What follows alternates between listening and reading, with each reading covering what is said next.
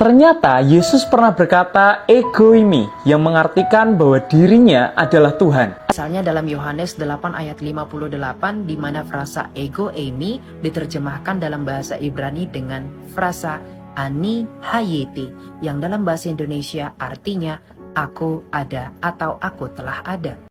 Karena disinilah Yesus mengatakan dia itu Allah yang di Keluaran 3 ayat 14. Karena nggak ada satupun makhluk di dunia ini yang berani ngomong seperti ini, ego eimi. Oke, bismillahirrahmanirrahim. Assalamualaikum warahmatullahi taala wabarakatuh. Ikhwani fisabilillah ya khairu ummah. Kembali lagi dengan Alfi yang akan mereaction 3 orang apologet Kristen.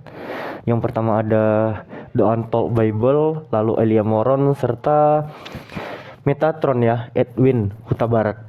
Jadi teman-teman, klaim mereka bertiga menyatakan bahwa pada saat Yesus di Yohanes pasal ke-8 ayat yang ke-58 menyatakan ego eimi, ini adalah frasa yang diulangi kembali oleh Yesus sebagai Adonai Hak Kodes Baruhu di dalam Keluaran pasal yang ketiga ayat yang ke-14 gitu teman-teman. Jadi klaim mereka itu begini, saya tampilkan di layar.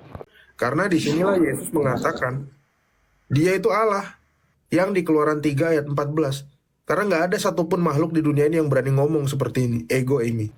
Jadi pada saat Yesus mengatakan di dalam Yohanes ke-8 ayat yang ke-58, aku telah ada, ini di dalam bahasa Yunani itu menggunakan kata ego eimi. Nah, klaim kekristenan itu menyatakan bahwa ungkapan ego eimi ini adalah apa yang diucapkan oleh Tuhannya Nabi Musa alaihissalam atau Moshe Rabbenu di dalam Keluaran pasal yang ketiga ayat yang ke-14 gitu. Pada saat Hashim mengatakan aku adalah aku di sini ya. Di dalam bahasa Yunaninya itu menggunakan ungkapan ego eimi juga. Dan klaim Edwin menyatakan bahwa tidak ada satu orang pun yang berani mengungkapkan hal tersebut karena ego eimi itu adalah ungkapan bahwa seseorang itu adalah Allah itu sendiri atau Tuhan itu sendiri. Jadi mari kita bahas dengan tuntas.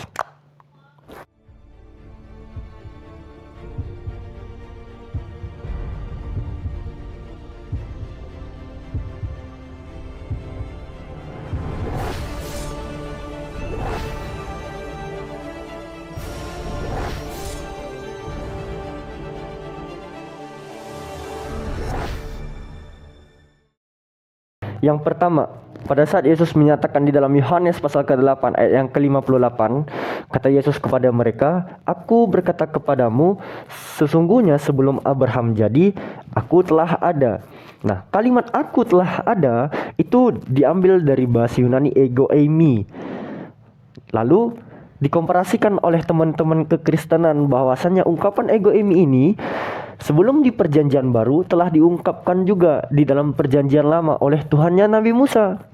Pada saat Keluaran 3 ayat 14 berbunyi firman Elohim pada Musa, aku adalah aku. Lagi firmannya beginilah kau katakan kepada orang Israel itu, akulah aku telah mengutus aku kepadamu. Nah ungkapan aku adalah aku di sana kan kalau kita lihat di dalam bahasa Ibraninya itu teman-teman, di situ itu menggunakan kalimat ehyeh aser ehyeh.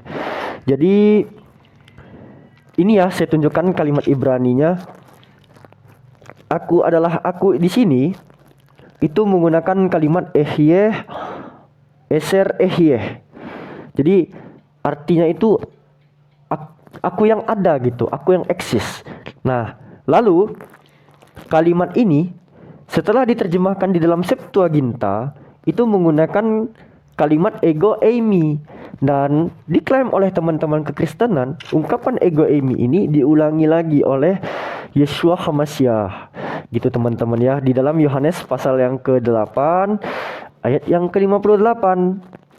Nah, apakah ungkapan ego eimi ini benar-benar cuman Yesus yang pernah menyatakannya? Sekarang kalau kita menggunakan teori komparatif religion with textual parsing gitu ya, menggunakan pendekatan tekstual ya, kita bisa menilai teman-teman bahwa yang dirasikan oleh Edwin itu adalah suatu kedustaan. Kenapa? Karena pertama yang harus kita ketahui dulu, ungkapan ego eimi itu bukan cuma Yesus di dalam perjanjian baru yang pernah mengatakannya. Saya membuat ada beberapa catatan di sini. Di dalam Kisah Para Rasul atau Prakais di dalam bahasa Yunaninya itu pasal yang ke-10 ayat yang ke-21 gitu. Di sini Petrus yang mengatakannya. Lalu turunlah Petrus ke bawah dan berkata kepada orang-orang itu, "Akulah yang kamu cari. Apakah maksud kedatangan kamu?" Kalimat akulah di sana Petrus menggunakan bahasa Yunani ego eimi, teman-teman. Yang sejatinya ini pun ungkapan yang digunakan oleh Tuhannya Nabi Musa di dalam Keluaran 3 ayat 14 gitu. Kalimat akulah di sini ya teman-teman ya. Kalimat akulah di sini itu diambil dari kata ego eimi juga yang ada di bawah sini, teman-teman. Nih ya, yang saya tandai ini itu ego eimi juga, teman-teman. Kalau teman-teman bisa baca, di sana ada huruf epsilon, gamma, omega, lalu epsilon, iota, mu, iota. Ini pun sama dengan apa yang diucapkan Yesus di dalam Yohanes pasal ke-8 ayat yang ke-58 dan apa yang diucapkan oleh Tuhan Nabi Musa di dalam Keluaran pasal 3 ayat yang ke-14 gitu, teman-teman. Lalu bukan hanya Petrus, Paulus pun mengucapkannya, teman-teman. Kita bisa lihat lagi di dalam catatan tadi, di dalam Kisah Para Rasul atau Paraphrase di dalam bahasa Yunani, yaitu pasal yang ke-22 ayat yang ketiga gitu, teman-teman. Kata Paulus di sini, "Aku adalah orang Yahudi, lahir di Tarsus di tanah Kilikia, tetapi dibesarkan di kota ini." Nah, kalau kita lihat di dalam salinan Textus Receptusnya, teman-teman ya, di sini memang tertulisnya itu ego men eimi, ada terselip kata men di sana. Jadi pada saat Paulus mengatakan aku adalah di sini kalau kita lihat di dalam Textus Receptusnya itu berbunyi ego men eimi, teman-teman. Ada satu kata men di sini yang terselip gitu. Namun apakah itu yang membuat Paulus tidak mengatakan ego eimi? Oh, belum tentu, teman-teman. Karena kenapa? Kalau kita menggunakan teori komparasi lagi, salinan-salinan terbaru Perjanjian Baru itu kan ada banyak versinya. Kalau kita lihat di dalam Kisah Para Rasul tadi, pasal yang ke-22 tadi ya, teman-teman ya. Kita lihat di dalam pasal 22 ayat yang ketiga. Kalau kita lihat di dalam salinan yang lainnya, Westcott and Hort gitu, lambangnya WH. Di situ Paulus mengucapkan ego eimi di dalam bahasa Yunani ya, teman-teman. Ini sama seperti apa yang diucapkan oleh Petrus di dalam Kisah Para Rasul pasal 10 tadi, dan apa yang diucapkan oleh Yesus di dalam Yohanes pasal 8 ayat 58 tadi. Jadi nggak ada bedanya, teman-teman ya. Bahwa kalimat itu tuh bukanlah sesuatu yang wah, tidak sesuai dengan apa yang dinarasikan oleh Edwin si botak itu ya, bahwa tidak ada satupun manusia yang berani mengucapkan ego eimi. Buktinya Paulus dan Petrus pun mengucapkan ego eimi. Di mana itu tadi? Di dalam Kisah Para Rasul pasal yang ke-22 ayat yang ketiga. Paulus mengatakan ego eimi. Jadi gitu ya, teman-teman ya. Sekian dari video singkat saya.